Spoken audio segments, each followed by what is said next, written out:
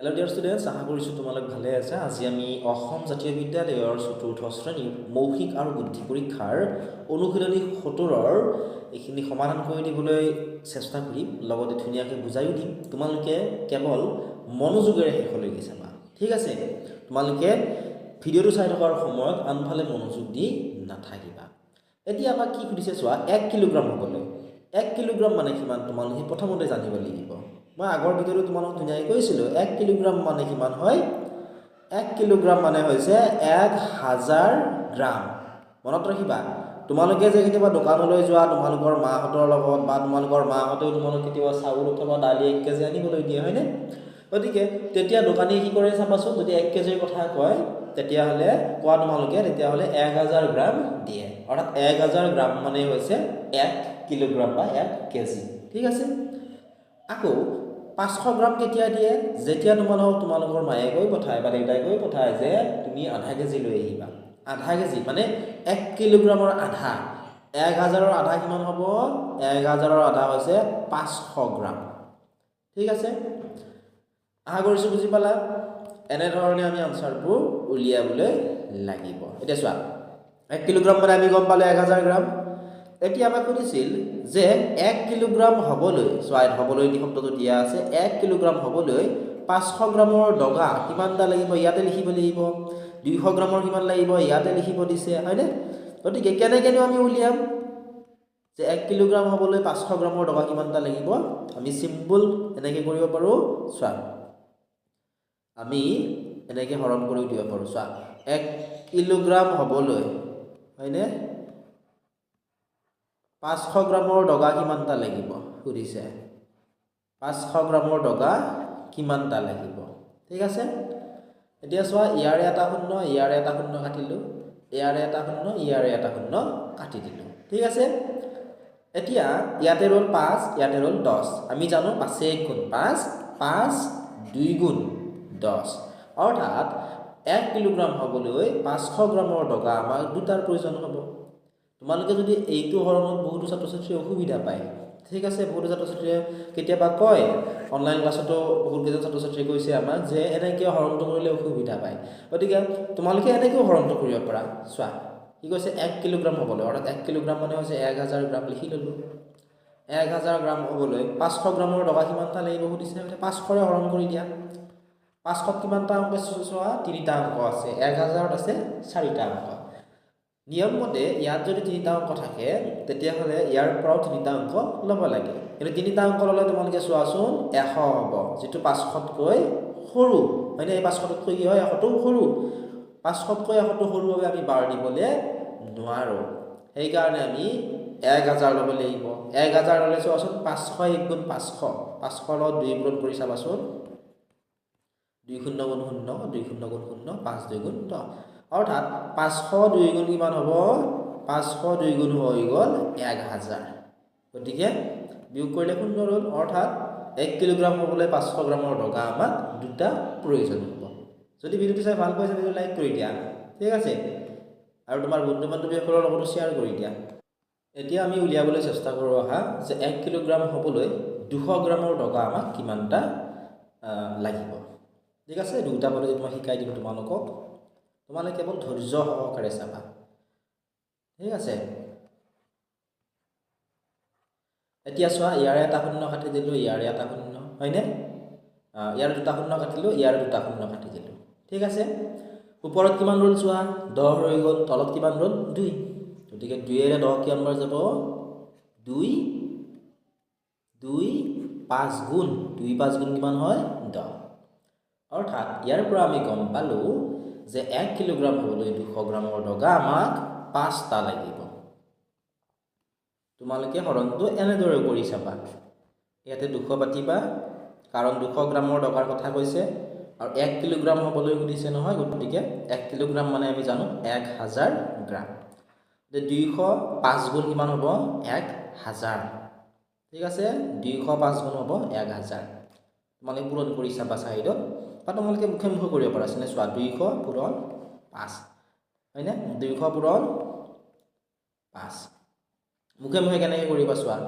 5 2 গুণ 10, তোমালোকে জানাই 5 2 গুণ 10, দুটা শূন্য আছে। গতিকে 10 লিখাৰ পিছত দুটা শূন্য লগ লগাই দিলে কিমান হৈ গ'ল 1000 ঠিক আছে গতিকে 1000 গ্ৰাম বা 1 কিলোগ্ৰাম হ'বলৈ 200 গ্ৰামৰ ডগা আমাক 5টা প্ৰয়োজন হ'ব আশা কৰিছোঁ ধুনীয়াকৈ তোমালোকে বুজি পালা এনেধৰণে আমি আনসাৰবোৰ উলিয়াব লাগিব অতি সহজ হয় ঠিক আছে মই কিন্তু তোমালোক একেবাৰে স্লো অৰ্থাৎ লাহে লাহে শিকাবলৈ চেষ্টা কৰোঁ যাতে তোমালোকৰ বুজি পোৱাত কোনো অসুবিধা নহয় নেক্সট 1000 গ্ৰাম অৰ্থাৎ 1 কিলোগ্ৰাম হ'বৰ কাৰণে 100 গ্ৰামৰ ডগা কিমানটা লাগিব সুধিছে গতিকে এবাৰ দুটা পদ্ধতি তোমালোক শিকাও এটা পদ্ধতিতে শিকাম ইয়াত 1000 লিখা ঠিক আছে আমাক এবাৰ কিমানটা 100 গ্ৰামৰ ডগা কিমানটা লাগিব সুধিছে নহয় গতিকে ইয়াতে কি লিখিব লাগিব 100 ঠিক আছে এতিয়া ইয়াৰে এটা শূন্য ইয়াৰে এটা শূন্য কাটিলো ইয়াৰে এটা শূন্য ইয়াৰে এটা শূন্য কাটি দিলো আৰু 1 আছে ইয়াতে ওপৰত আছে 10 1 10 গুণ 1 10 গুণ কিমান হয় 10 অৰ্থাৎ আমি কিমান পালো 10 পালো অৰ্থাৎ 1000 গ্ৰাম হ'বলৈ 100 গ্ৰামৰ ডগা আমাক 10টা লাগিব কিমানটা 10টা লাগিব ঠিক আছে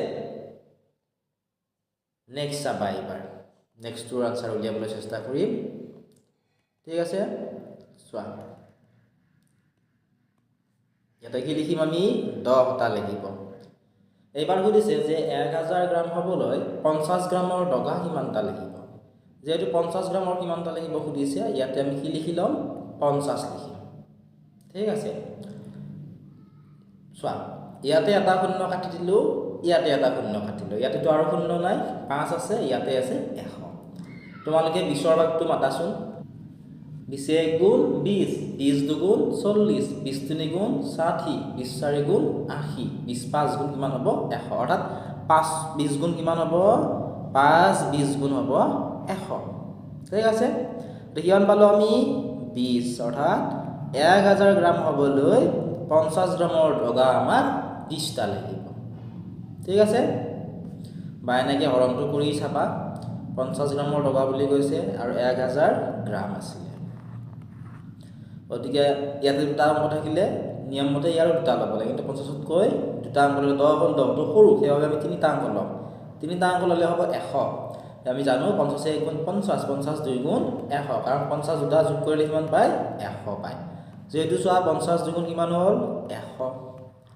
100ৰ পৰা 100 বিয়োগ কৰিলে শূন্য ৰ'ব আমাৰ নেক্সট যদি আমি এই শূন্যটো ইয়ালে নমাই আনাৰ পিছতো 50ৰে বাৰ দিব নোৱাৰোঁ কাৰণ 50তকৈ শূন্য সৰু যদি বাৰ দিব নোৱাৰোঁ আমি কি কৰিব লাগে নিয়ম মতে ওপৰত এটা আমি শূন্য দিব লাগে এইটো হৰণ অংকৰ নিয়ম অৰ্থাৎ চোৱা এনেকৈ কৰোঁতে আমি কিমান পালোঁ 20টা লাগিব বুলি আমি পালোঁ ঠিক আছে এবাৰ নেক্সট সুধিছে যে 1 কিলোগ্ৰাম হ'বলৈ 20 গ্ৰামৰ ডগা কিমানটা আমাক লাগিব এতিয়া 20 গ্ৰামৰ ডগা কিমানটা লাগিব আমি চেম পদ্ধতিত উলিয়াবলৈ চেষ্টা কৰিম ঠিক আছে চোৱা আমি ইয়াতে কি পাতিম 1000 পাতিম হয়নে আমাক কি সুধিছে 20 গ্ৰামৰ ডগা কিমানটা লাগিব সুধিছে গতিকে ইয়াতে আমি 20 পাতিলোঁ হয়নে চোৱা ইয়াৰে এটা শূন্য ইয়াৰে এটা শূন্য কাটি দিলোঁ হয়নে এতিয়া ইয়াতে ৰ'ল 2 ইয়াতে ৰ'ল আমাৰ 100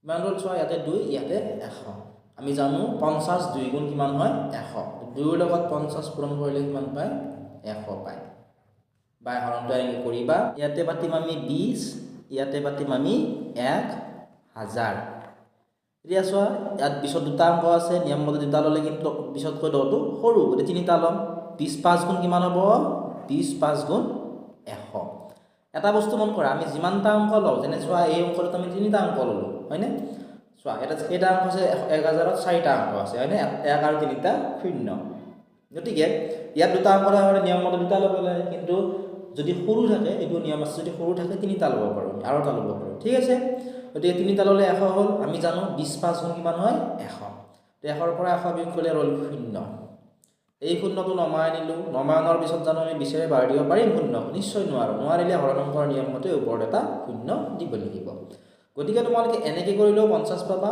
এইটো নিয়মত যদিও কৰা তেতিয়াহ'লেও তোমালোকে 50এই পাবা ঠিক আছে গতিকে ইয়াতে আমি কি লিখিম 50টা লাগিব বুলি আমি লিখিম 50টা হ'ব এতিয়া নেক্সটটো চেষ্টা কৰা তোমালোকে নেক্সটটোৰ আনসাৰ উলিয়াবলৈ চেষ্টা কৰাচোন তোমালোক গোটেইখিনি মই কৰি দিলেই হ'ব জানো তোমালোকে নিজেও চেষ্টা কৰিব লাগিব হয়নে? শেষৰটো আমাক কৈছিল যে 1000 গ্ৰাম অৰ্থাৎ 1 কিলোগ্ৰাম হ'বলৈ 5 গ্ৰামৰ ডগা কিমানটা লাগিব। সেইকাৰণে ওপৰত 1000 লিখিলো।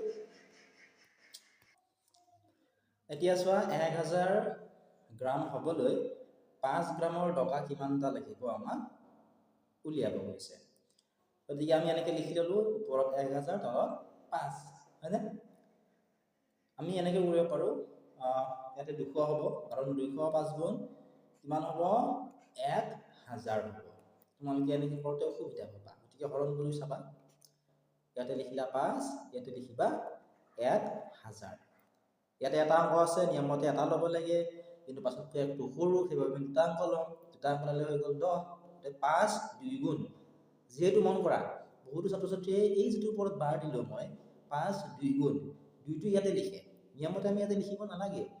যিমানটা অংক আমি লৈছোঁ, যেনে চোৱা 5 2 গুণ দুটা অংক ল'লো, হয়নে? দুটা অংক লোৱাৰ বাবে দুটা অংকৰ ওপৰত বাৰটো দিব লাগে। 5 2 গুণ কিমান হৈ গ'ল? 10।